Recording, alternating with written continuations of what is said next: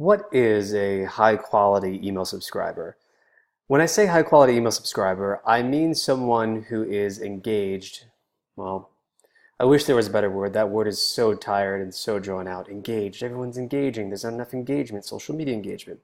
Anyway, someone who is reading your content, someone who is opening your emails, who is clicking. A high quality email subscriber is someone who does those things on a consistent basis over time. Someone who feels that you're giving them value and that your content is worth their time. Now, if you want high quality email subscribers, you're going to need a better opt-in email experience. And I'm going to tell you why and prove it to you in this video. Hey, this is Matt from autogrow.co, the founder, and in these episodes, Matt Hack videos, I give you actionable tips in 10 minutes or less on how to be more marketing awesome and otherwise accelerate your creativity and entrepreneurial spirit. And I just want to tell you that the idea for this video came from a personal need.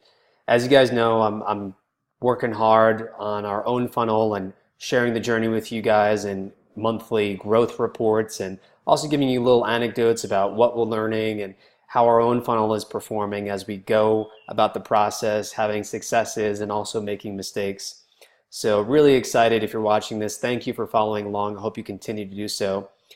But I noticed recently from looking at data in our own email funnel and our own funnel as a whole, and I said, I think that email is the biggest bottleneck right now because we get so many email subscribers on a daily basis, but we're doing just a mediocre job of selling to them.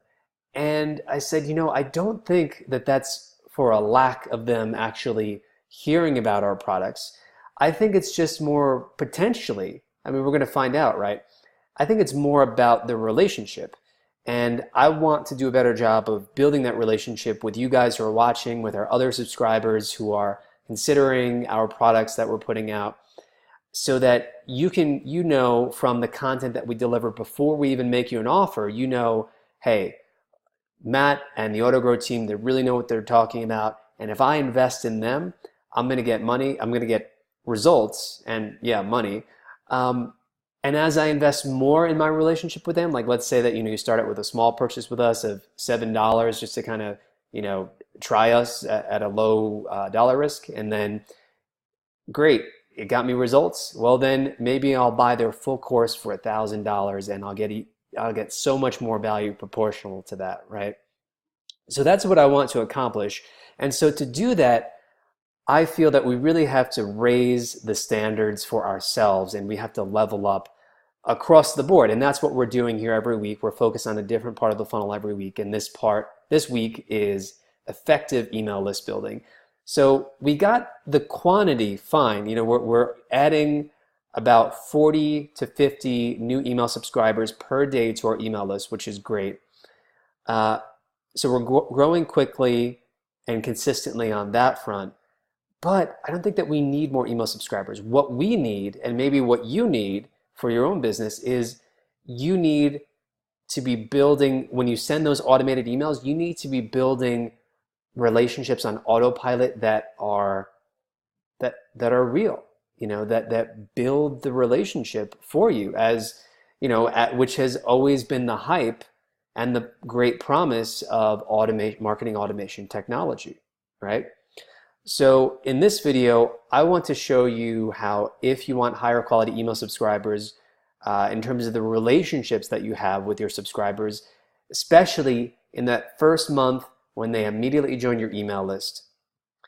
And this is backed up by research from MailChimp that shows that there's generally a drop-off after about 30 days on average in terms of engagement. People get busy, people might have opted into your email automation and only pay attention for the first 4 newsletters or the first 10 emails that you might send if it's an automation. So let me show you more about what I mean by that and back up what I'm saying with facts and stats. It's really interesting. Stay tuned.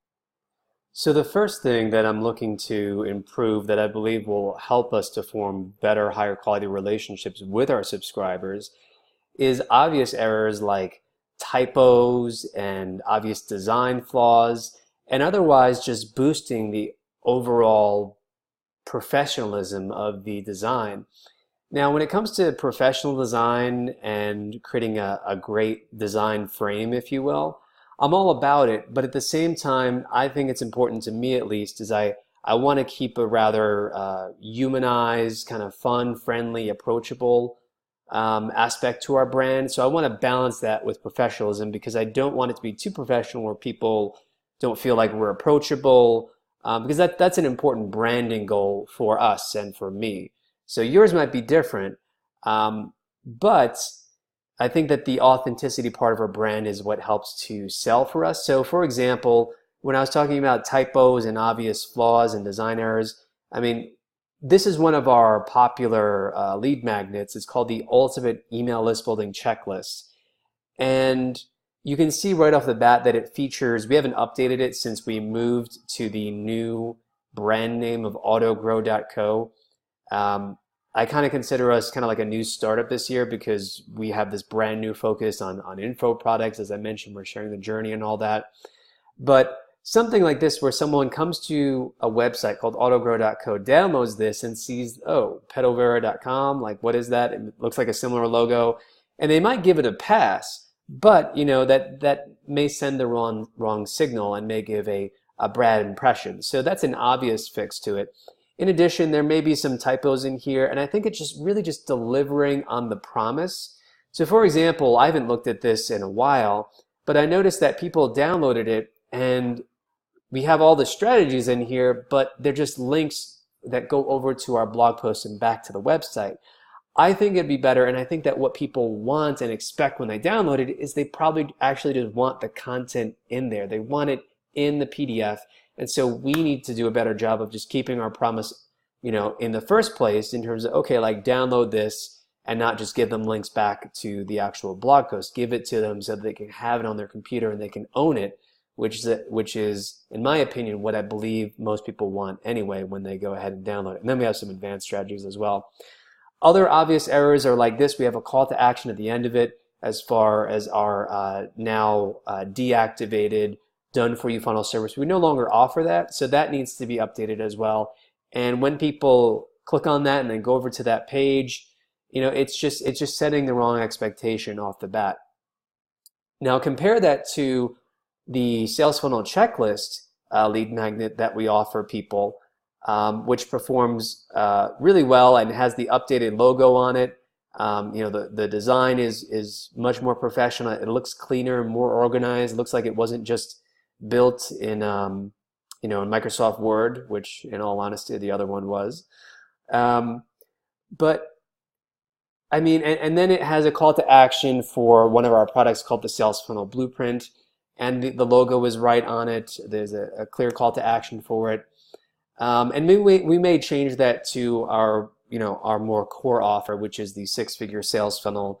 That remains to be seen, but still you can see the difference in terms of night and day in terms of professionalism. And maybe too, I think that even with this we can still improve upon the design to get across, you know, those branding goals that I mentioned. Further, you know, just look at the welcome email that people get, you know, when they download a lead magnet. It's fairly generic, it's not so inspired. And you know, we want to keep it conversational, so we want people to know that if they reply to an email that we will read it and we will most of the time reply, unless it's just, you know, some general feedback. If we're really busy, sometimes things do fall through the cracks, but generally we do reply to all emails. And yeah, I mean, I just feel like there's more that we can do. We can even ask people, hey, like, let me know what you think, you know, about this, or if you have an idea for how to improve it, or if it doesn't meet, you know, your expectations, you know, do let us know, right? And to give you some research to support the fact that fixing obvious errors and typos and mistakes like this will actually have an effect, well, as I shared in a recent, another recent Matt Hacks video, I showed you how user feedback in terms of people pointing out that they didn't like typos when we did user testing. We used a tool called input.io for that, and some other tools like Fiverr, for example. Just by fixing those obvious errors and moving a testimonial up on the page, our sales month to month grew by 71% just from making those changes. All right. And here's some additional research. This comes from the blog conversionxl.com, a very credible source. And based on their research, I mean, it's pretty definitive if you want to go ahead and actually read through it in detail. They cite 3 different studies. And although some of them aren't statistically relevant, for example, Grammarly reviewing 100 LinkedIn profiles and seeing how grammar errors correlate with fewer promotions in someone's career, there are other studies here that are a bit more credible and trustworthy, like the London-based digital communications agency. They surveyed over 1,000 people, and 42% would be influenced by spelling and grammar blunders. But here's how they put it. Typos and other grammatical errors are an example of earned credibility. They are either immediately recognized and turn off readers, or they are subtle and slowly damage credibility throughout the copy. So that covers the front end of working to generate higher quality subscriber relationships. But what about the back end when we actually do the meat and potatoes, when we deliver follow-up emails that deliver additional value to our subscribers?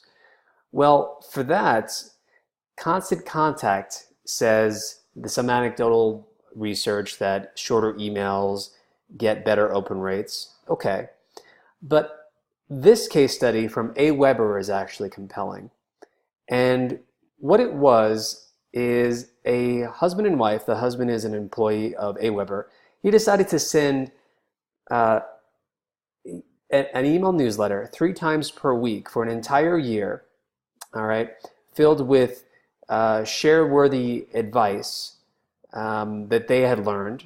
It's unclear if it was about marketing or what exactly the topic was, but they did this experiment for a year, and the email length was only 100 words per email. All right, for an entire year, they sent these emails. And their open rate was substantially higher. Now, on average, according to stats that I saw the other day from MailChimp, the average across all industries is about a 20% open rate. And I know many people who hear that, who have large email lists, are saying, oh my God, 20%, I would kill for 20%. But they said that in this article for their industry, it was 20 to 40% on average, and they saw a 57% on average open rate. Just blows your mind. The email was only 100 words each, all right, and they saw fewer people unsubscribe, and they got lots of positive feedback. So what that tells me is actually shortening the length of the emails that we're actually sending to our subscribers is going to be a good thing. And also incorporating the Matt Hack lesson that I gave earlier in the week called my messages to the edges technique, messages to the edges technique. We're also going to be doing that, so go check that out if you didn't already see that one. So here's the one action that I want you to take based on what you learned in this video. I want you to read through your existing email automation and or your existing lead magnet, preferably both. All right, it should take you, depending on how long your email sequence is, anywhere from 30 to 45 minutes, not that long. Read through it and find any typos that you see and any obvious design flaws, all right, and fix them. Just fix them. Fixing the typos is going to increase your perceived credibility, all right? And if it's a particularly involved design flaw that you need to delegate to someone else on your team or a designer that you work with regularly, then make a note of it. And when you're done, send off an email to him or her with the changes that you want to make to it, all right? And this is only going to take you a maximum of 45 minutes. So that's the one action that I want you to take if you're looking to grow the quality of the relationship that you have with your email subscribers. Trust me, it's going to be worth the time. So that's it for today's Matt Hack. If you never want to miss out on another Matt Hack, be sure to subscribe to our free newsletter, which we send 4 times per week, Monday, Wednesday, Thursday, Friday, all right? And I'm always putting one actionable, easy tip that you can implement in each video, and I'm backing up all of the claims that I make in the videos with research, as you see. If you're watching this on YouTube, be sure to hit the subscribe button as well. And if you're watching this on our blog, you can opt in via email directly below this video. All right. So tune in next time, or rather next week, because today's Friday. So go enjoy the weekend. Go have some fun. Go watch Black Panther or whatever movie out that's popular that you want to see. And next week, we're going to be tackling the deeper next level of your funnel, which is sales and conversion rates. So lots more useful tips coming up next week. So stay tuned for that. And as always, my name is Matt Ack in the Matt Hat, delivering you your daily dose of Matt Hacks. Keep hustling, stay focused. I'll see you in the next video.